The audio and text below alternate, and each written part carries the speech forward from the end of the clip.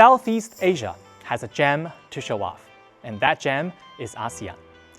Bordered by the Pacific Ocean to the east and the Indian Ocean to the south, ASEAN countries are well endowed geographically, economically, and culturally. Welcome to Youth Power Season 4, Episode 6. I'm your host, Tong. At the 27th ASEAN Plus 3 Summit in October, the substantial conclusion of the ASEAN-China Free Trade Area 3.0 upgrade in negotiations provided the opportunity to build a huge, thriving market. In this episode, we have invited Gen Zers from various countries to explore the close links and new dynamics of the China-ASEAN community. ASEAN and China are good neighbors and friends. The China-ASEAN 10+1 mechanism has become one of the main frameworks for East Asian regional collaboration. Since the China-ASEAN Free Trade Area was set up in 2010, through years of meetings among defense ministers to the official implementation of the Regional Comprehensive Economic Partnership initiated by ASEAN in 2022, China and ASEAN have worked closely together on political security, economic development, and cultural exchange. How are China and ASEAN collaborating together?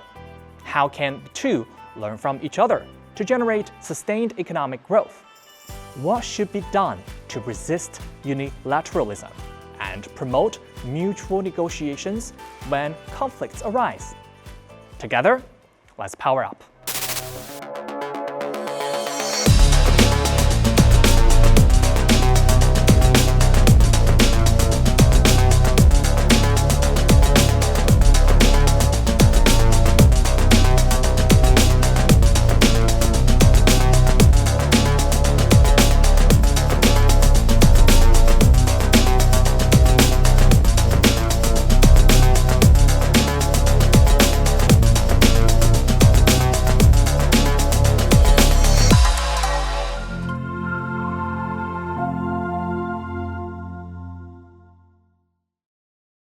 We know that China and ASEAN countries influence each other a lot in terms of our culture.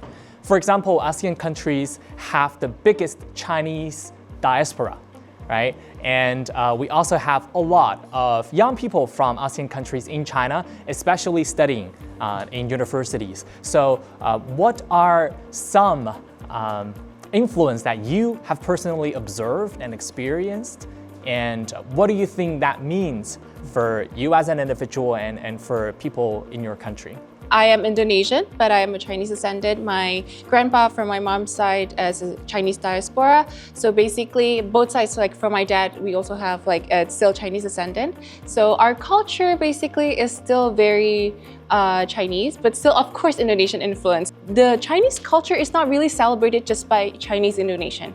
I think especially with Chinese New Year, or we call it Imlek, it's also celebrated in almost all of Indonesia. At the end of January or February, I think all the decorations will be red, lanterns, and everything else. So I think it's beautiful. And I also heard that in Malaysia as well, people locally have incorporated Chinese elements in their new ways of celebration. Yeah, true. Actually, there's a lot of Chinese culture that we celebrate. Especially, we have this very special lion dance that actually came from the southern part of China. But then when it came to Malaysia, we kind of celebrate it in different festival. And not only the Chinese people love about the lion dance, like the Malay or the Indian society, they love about lion dance because it's actually very cute that you wear a lion suit and they have drum and everything, so everyone loves to see. Probably other Malaysian knows about the 24 festive drum. It's an art form that created in Malaysia, but it's actually inspired by the 24 solar terms in China. So we actually name the drums according to the 24 solar terms. That actually brings me to a slightly controversial question, which is cultures do exchange, right? We communicate. However, there is also this concept we are more or less familiar with that's called cultural appropriation. In the Western society nowadays, people use this concept to fit everything, every cultural exchange increasingly. So how do you think we should balance between normal cultural exchanges or even taking pride in sharing your culture with others and the so-called cultural appropriation? I think I can mention this because Singapore is widely known to be a multicultural, multi-ethnicity nation, and I think I take pride in that. We have done it very well. It's a very fine line between cultural appropriation and trying to understand others' culture. Because in order to understand your culture, I have to first mimic your culture. I have to first get an immersive experience, for example, right? Exactly. So it's a very fine line. Yeah, I guess it's more about like mutual respect between each other and also the appreciation that someone actually, love your culture. Because just now I forgot to mention actually Lion Dance. This year, Malaysia and China, we together nominate this Lion Dance as a UNESCO cultural heritage. So you can see actually Malaysia and China, both countries appreciate that how we level up Lion Dance into something that perhaps the whole world can share with each other, because it's a good fortune, it's a good representative, like it brings good luck and bring happiness to every family in the world. Another question is, you guys are all Generation Z members. You're now studying or working in China. So there are a lot of ongoing youth-led initiatives between China and ASEAN countries. Would you like to name a few? I'm a student from Tsinghua University. So one of our seniors have established a student association, which is the China-ASEAN Student Association. So three of us are the members of this TUCA. So basically what we do is to share the culture of ASEAN and also tightens the relationship between China and ASEAN as well. So we have activities like we have Songkran, which is a kind of water festival. We also have this social practice. And this year I'll be leading a team to going to Malaysia with Rayfan. So it's about the sharing experience of the China village revitalizations. What type of technologies are you bringing? We're bringing a certain form of water resources type of device where we'll try to, of course, Malaysia is not lacking in water. It's a tropical country, it rains almost every other day, but they lack clean water, so especially in the village. What we are going to do there is we're going to try to make a rainwater catchment, which at the same time it filters the water to make it domestically usable. And also this infrastructure is ideally supposed to be a shelter for family gatherings, because Malays themselves are very family oriented. So I think that we can make use of that cultural advantage and incorporate it into our design. Very interesting. So if we look ahead, what type of exchanges, especially cultural exchanges, among young people would you look forward to for China and ASEAN countries or within ASEAN countries? I feel like it's really important for like the ASEAN people to know about China, but the real China, not just the media China. Because like, especially not maybe ASEAN, I would say the whole world should know the real China. Because like, as we can see in media, sometimes the connotation is not always positive. And like one of the reasons why I chose to go to study in China specifically is to know what is the real China. Because I don't want to know based on like what people report. I'm not saying that it's a hoax or something, but it's nice to learn and to have a perspective on your own, like to maybe reason why China did this kind of like decisions, especially in policy. I'm an international relations student, so like it is very relevant, and I would love to know more like from the scholars and everything else. So it's really important for people to really know and exchanges between youth dialogue that would be really helpful. Yeah. I think that's the main reason why I came to China to study as well. And as a Singaporean, I feel obliged to mention various youth initiatives that we have. So we have something called a Business China, which was set up by Lee Kuan Yew and Wen Jiabao. It's to boost trade between China and Singapore. Within Business China, we have a Business China Youth chapter, which gathers the Singaporean youths. Then they will come to China to various places. For example, they went to Yunnan, they went to Chongqing, these places. That is not the mainstream Beishang Guangshen type of places. Yeah, so we went to their primary school there to do some teaching, peer tutoring. So that's where we see the less developed part of China, which is also very valuable to us because it is not what we usually see on the television, but it's also something that we need to understand as well in order to understand China as a whole. The cultural exchange is very important because the way our perspective from it. So we can think globally because we talk with many others people from different backgrounds. In the case of dispute that we usually usually happen between Indonesia and Malaysia, for example, about claiming the cultural cultural things. So for me, it's very easy to understand because Indonesia and Malaysia has the same cultural roots in the past. So that's why global perspective is very important. One question that's quite fundamental is why ASEAN? Why is it important to have the Association for Southeast Asian Nations in the first place?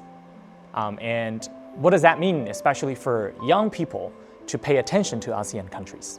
Whenever we think about ASEAN, we'll be thinking about diversity.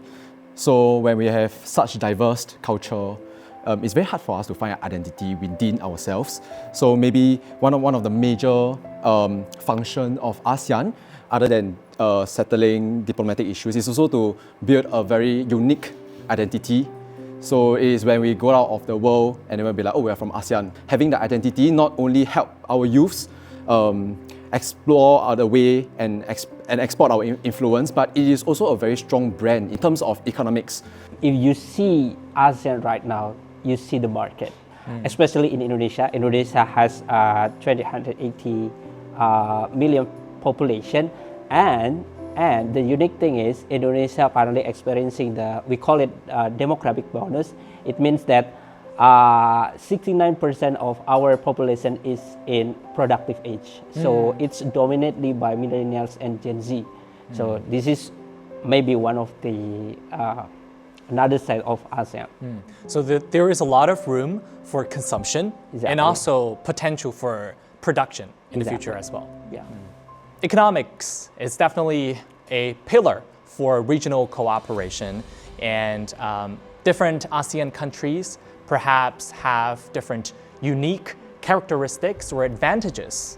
So would you like to share what your country has in terms of advantages or uniqueness when it comes to regional economic cooperation, and how exactly does your country cooperate with other ASEAN countries? Collectively, we have to strengthen our commitment to our mechanism and framework within ASEAN to benefit from a diverse mixed industries, from the manufacturing and natural resources to services and innovation. That support us to make ASEAN a single market and production base. And Indonesia, as the largest economic in ASEAN, has the crucial roles because we are the leader in natural resources. We have oil, gas, and other mineral resources, and it's very important for regional trade. We very grateful what our government has been done in the last 10 years under President Jokowi administration that implement the downstream policy, and it is very important for our country. I think the policy will continue to the new administration under President Prabowo. So natural endowment, it's something quite unique to Indonesia, but some people also say that when it comes to economic development, natural endowment could sometimes not be, always beneficial because it might simply hamper the value chain climb up of a certain country. How do you foresee that prospect for Indonesia when it comes to making these natural resources actually taking up more proportion on the value chain? I think our government considered that we have to protect our natural resources, especially Indonesia currently is the biggest nickel producers in the world, and it's very important element for electric vehicles. So that's why we prefer to protect our natural resources. Behind that, it's actually our strategy to attract foreign direct investment to go to Indonesia. To try to make these natural resources target higher value added products. Exactly. Yeah. And that's why perhaps I think there are quite a few battery manufacturing factories Yes. in Indonesia now. Yeah, many Chinese companies battery goes to Indonesia, and we have cooperation with Chinese companies such as BYD and EV companies from Korea and others. Yeah. I think that Thailand's strength points may be like the tourism industry. We are trying to making more like sustainability. So I think we learned this part from China too, in how to make it more sustainability. Yes, I think tourism in Thailand is definitely famous, and Thailand's government, I think, is also trying to streamline, for example, the visa process. Yeah, free visa. Trying to renovate the infrastructure for a lot of tourist spots, and also simply provide, just more a hospital environment for incoming tourists, while preserving the natural resources, the natural environment. Actually, a lot of people didn't know that Malaysia has a long history in making semiconductor. Chinese companies are investing tons of millions of money into Malaysia to build out semiconductor companies. Not only Malaysia, but some other, like for example, Singapore. They're also like a huge semiconductor production country. But I feel like within the ASEAN community, I think Malaysia it's also one of the very important country in terms of semiconductors range, and we're probably gonna move up in the supply chain and gonna contribute to this global rivalry of the semiconductor or like technological competition. Wonderful. And I also heard that because Singapore is a developed economy and it is very good at financial services, That's right. and even professional services overall. So what do you think are the advantages of Singapore in terms of economic development within ASEAN? I think that one big benefit of Singapore is its human capital, because we are not like Indonesia or Malaysia. We are not blessed by God with such vast resources, regardless in oil, nickel. But yeah, we have really good leadership back then who gave us really good education. So now our people are very professional in whatever they are doing. We are basically the cash flow hub for BRI. So because BRI is going into ASEAN, so their cash flow will go through Singapore and it goes to everywhere else in the ASEAN bloc. And also this is also to build on how we should always encourage trade within ourselves and also outside of ASEAN as well. Because on the economic side, trade, of course, it leverage on the comparative advantage, including Indonesia's nickel and Malaysia's oil. So basically you produce what you're good at so that you can maximize the utility of your trade. But on the international relations side, trade actually increase the vested interests of each other. So for example, if I trade with China, then I have vested interest in China. So it will increase the cost of conflict. So it reduces conflict in the end. So I think that trade is overall a very important aspect of international relations. It's a stabilizer as well. Correct, exactly. China has been ASEAN's biggest trading partner for the past 15 years, and the other way around, ASEAN countries in the past 4 years has been China's biggest trading partner. So are there any specific trade specialties or projects going on between China and your country? China is Malaysia's largest trading partner for 15 consecutive years since 2009. We have a lot of economic and trade cooperation going on with China, and also this year is the 50th anniversary of China-Malaysia diplomatic relation. So we actually signed a lot of trade agreements and MOU between each country. So two of the very important or personally I'm interested in is the digital and green economic MOU. So they talk about how China and Malaysia want to work together to improve sector like AI, 5G, and also green technology and then digital transformation. This is what Malaysia is trying to do, and it's also aligns with what our Prime Minister talked about, the Madani framework. We want to, move up Malaysia as better economic position in high tech, high value, and this is also what China is trying to do to modernize its economics. In terms of trade, of course, China is Indonesia's #1 trading partner. There's a lot of projects, especially in BRI as well. I think the most flagship program is the Jakarta-Bandung high-speed railway. That is something that we're proud of, and I feel like it'll be good and better if that kind of infrastructural development can be spread among other countries as well in ASEAN. This year, we celebrate our bilateral relationship for 75 years relation with China, and there are a lot of BRI projects. And for example, many Chinese companies involved in our port and infrastructure project, and also the power plant as well. We have a lot of new special economic zone like in Morotai or Morowali right now. This is why we create to attract the foreign direct investment to Indonesia. I always know one sentence which is in Chinese, that is 中泰一家亲, and that means China and Thailand, we are one family. So right now, Thailand, we are trying to connecting with China in terms of the transportation. So we have the high-speed railway from Thailand through Laos, and then we'll connect to China. This is the most important transportation to let us export our goods. So Singapore has the largest FDI in China. Where this FDI goes to is basically all the industries, and in fact, we have a few projects that's in China right now. We have the Tianjin Eco City, we have the Guangzhou Zhishicheng, the knowledge city in Guangzhou. Then we have this Chengdu High Tech City, and we have the Suzhou as well. So these are the few projects, flagship projects by the Singapore government. So that's where we try to sell our knowledge and also to share our experiences in building a city, because we built up from a very small land. So that's also something to share with China as well, how we built so much in so little. China and ASEAN both share a lot of similarities. And in the past decade and even more, China and ASEAN have witnessed tremendous economic growth.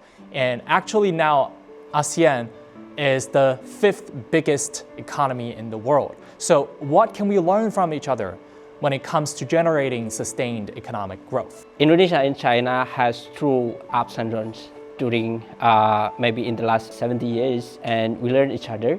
Especially Indonesia learned from China how China reformed the market, and also the special economic zone. So that's why Indonesia also has a duplicate from China, the way we create the special economic zone. Adding to the special economic zones, we also have a similar one in Malaysia. So it's a very interesting example to talk about, because I'm from Johor. So recently we signed this Johor Singapore Special Economic Zones. So actually a lot of people, politicians, they talk about how this Johor and Singapore economic zone is actually trying to duplicate the success of the Shenzhen, Hong Kong economic zone, the model. So they actually refer Johor, or they want Johor to be the next Shenzhen of Southeast Asia. I think it's very interesting that how among in the world, and then we have so much special economic zone or a different kind of economic model, but Johor or Malaysia, they only look into the Shenzhen model and to kind of want to mimic or learn from how Shenzhen works in the past, and how Shenzhen turned from a fashionary town to right now it's a hub for technology and different kind of high-tech innovation. Yeah, so it's a learning process that will eventually be localized with just the endemic context. Yes. In Malaysia, we have an app called Touch and Go, which is equivalent to Alipay, which also based on Alipay as well. So this is how China helped us as our online mobile payment. I used to join a social practice in Tsinghua, then we went to Indonesia, Malaysia, and Singapore, and I don't need to get any cash from this country. I just bring my phone, Alipay, and also Touch and Go. Some of the ASEAN countries still enhancing their mobile payment. I think they can just learn from China and know more about financial inclusion and also the global transaction as well. With the rise of digital economy, I mean, supply chain is going to be a very big thing. It's absurd how China can deliver goods so quickly, so accurately. Like when I'm back in my hometown, where you buy things from Taobao, we take like 2-3 weeks. But then here it just arrives in like 2-3 days, regardless of where in China it is. Yes. So it's always absurd to me how they do that. So I think that's something that ASEAN can learn.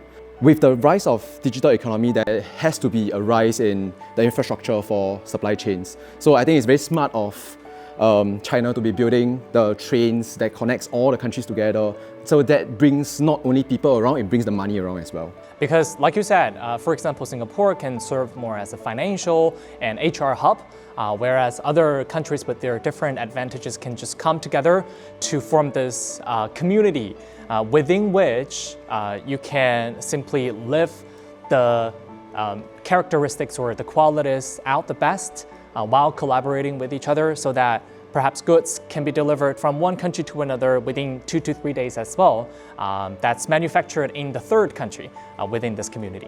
So one last question about the economic development is that the China-ASEAN Free Trade Area upgrade has included quite a few sectors that you guys have mentioned, whether it is a digital economy or even green economy. So what sector or sectors do you look forward to the most? For me personally, I'm interested in standardization and regulations. Indonesia is one of also importers from China, so especially in terms of like public goods and like consumer goods, machinery and everything else. And I hope that with this upgrade, especially focusing in standard and regulations, not only that just the trade relations with China and Indonesia is upgrading, but also the quality of the products can also be upgraded. So maybe for Thailand, I would focus on the climate change part. Actually, I'm from Phuket, Thailand, and it's like an island. Yes. So we know that we have a lot of natures and we have a lot of like sea lives. Right now, we are facing a lot of climate change issues, which cause like a lot of effects, not only like human, but also sea lives. Not only one country should focus on climate change, but I think every country and everyone should focus on this point, because I think it's a really important part, because nature is also one part of our life. It involves not just Thailand, not just China, but also many other ASEAN countries and even beyond. For example, I think Indonesia is also susceptible particularly to climate change or even rising sea level. Any good practices or opportunities that you have observed or even experienced on your own for entrepreneurship within ASEAN countries or between China and ASEAN countries? I think one special thing that China has been working now has been the Haikou area, which is in Hainan. Last time, traditionally, it used to be Chinese companies going to ASEAN to further their market. But right now, what Haikou is trying to do is they are trying to attract ASEAN firms to enter China and to put their HQ in Haikou and use it as some sort of a hub to the entire part of the rest of China, and also to be a testing ground, because Hainan is the most southern part of China, is the closest to ASEAN, so geographically it will be easier for ASEAN companies there to go to Hainan to test out their product and to test the flavors of the Chinese people. Yeah, and it's also a tropical island, so I guess it would be easier for people from ASEAN countries to settle down there. Correct. To feel comfortable making a living. Yeah, last time I was in Haikou for another episode of Youth Power, I was also introduced to a lot of favorable policies that local governments have promoted. For example, they have this one-stop service center for working visa, for giving tax exempts, to have free shared working space for enterprises, startups from ASEAN countries and beyond to settle down in Haikou and in other parts of Hainan. So yeah, that could be something that we can look forward to in the future as well. Actually, I have experience joining one of startup incubation in China. called Alibaba Get Global Challenge. They not only offer us the intensive training, but also offer entire ecosystem that they already have. There are a lot of startup incubation in China. If you are a startup founder, you can, I think nowadays, easily to access that program. So moving on, our next part would be about politics and especially a shared future. So how do you think China's diplomatic philosophy, that it's so much centered around non-interference in other people's internal affairs and also mutual respect, could be also something that's also shared by the ASEAN countries' decision-making processes, the consensus decision-making process?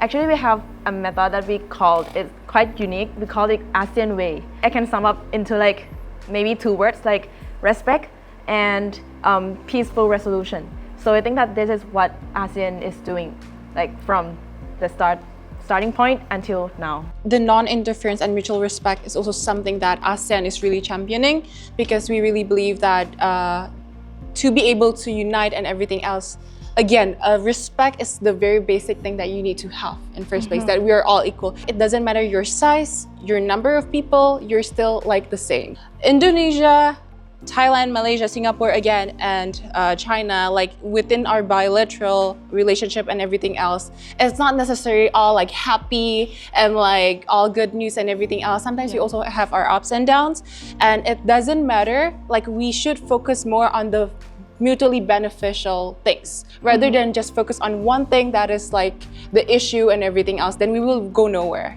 So I feel like that pragmatism culture is something that is very important, and I feel like maybe the rest of the world can also learn from that part. Kishore Mahbubani, he wrote a paper on ASEAN pragmatism. He talks about a certain country that has to learn from China.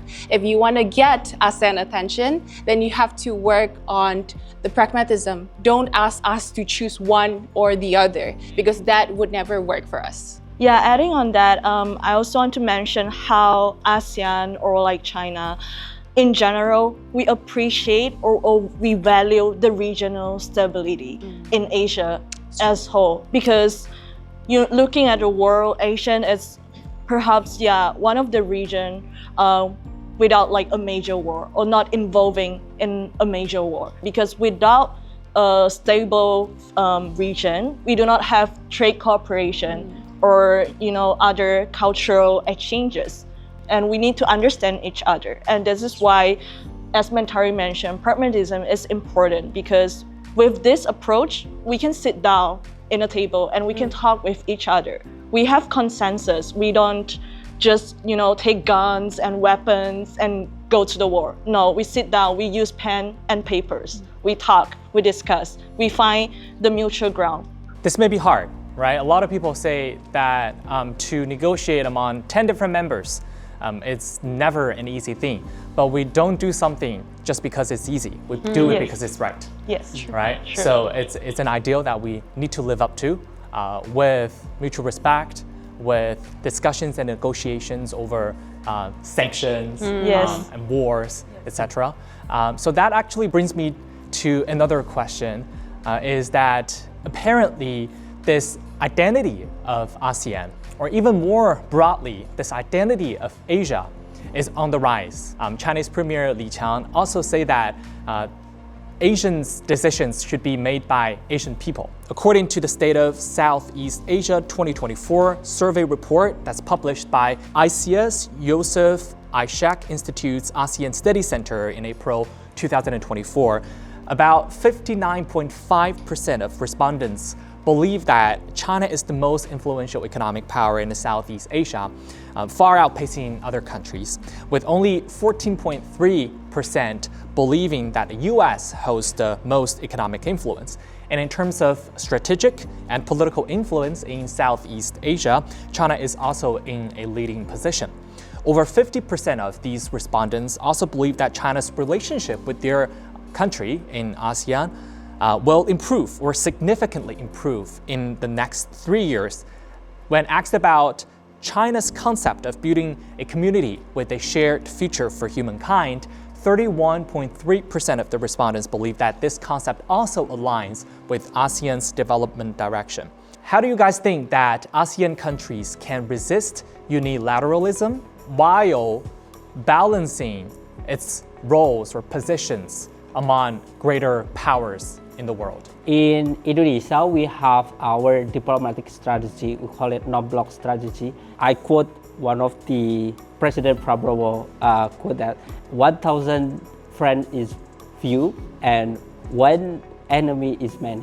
This is the way our diplomacy so far. And it's very effective because we have to cooperate with mutual benefit to anyone. Again, our policy is bebas aktif, or in English it means like free and active. Some people have an assumption that free and active means that we're passive, and also like a connotation of like middle power countries in general, or like developing countries, like we hedge, we balance because we don't have any choice. Like we have to do that. I 100% disagree with that. We balance, we hedge because we want to gain mutual benefit from everyone. For major powers, if like they want to work together with us, I think like they would have to also adjust. So it's not us who also needs to adjust, but they also need to adjust to us. At the same time, we can see maybe based on that survey, everything leans towards China, because I feel like it's reality and opportunity. So for ASEAN countries, again, as developing countries, most of us are developing countries, we are more focused on like economic benefits, more like infrastructure development and so on. Improving people's well-being, living standards. Exactly. So it's not just like about security. If you offer us security, like we don't really need that because we've been in peace for like the last three decades and everything else. So like it has to also adjust like with our needs as well. Even within ASEAN, there's a lot of difference. So each countries have their own diplomatic ways. So this is also something that we need to overcome, but this is also our specialty. So this is how we deal with differences, where we integrate all these differences all together, but yet we still have this ASEAN way, which is convention and consensus-based type of international bloc institution. So how we have to deal with outside forces is basically to make sure that we ourselves understand each other. So we stand our ground. We do not get wavered by others. So when someone comes to us and provoke us, we will tell them, no, this is our way.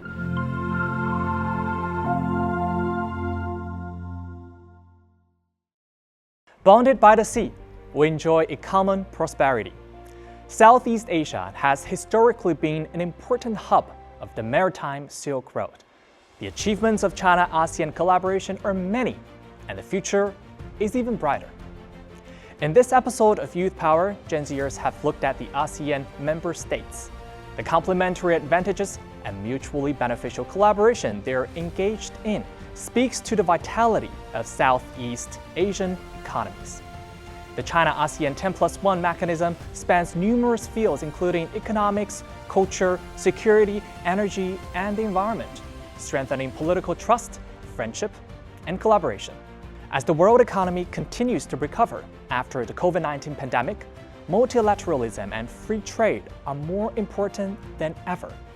China-ASEAN relations are thus so much more than just bilateral. They hold profound significance for Asia and the world, and Gen Zers are determined to play a significant role in advancing China-ASEAN relations. Thanks for watching this episode of Youth Power, and see you again soon.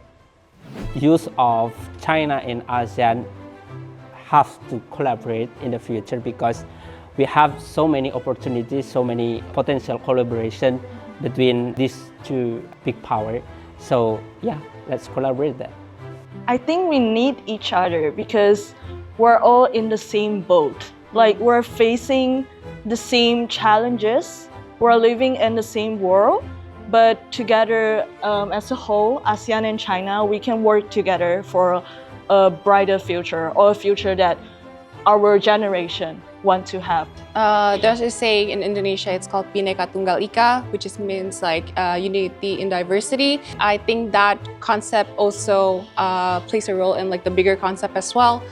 We all need to be together collectively, and rather than focus on differences, but we can just focus on the greater future.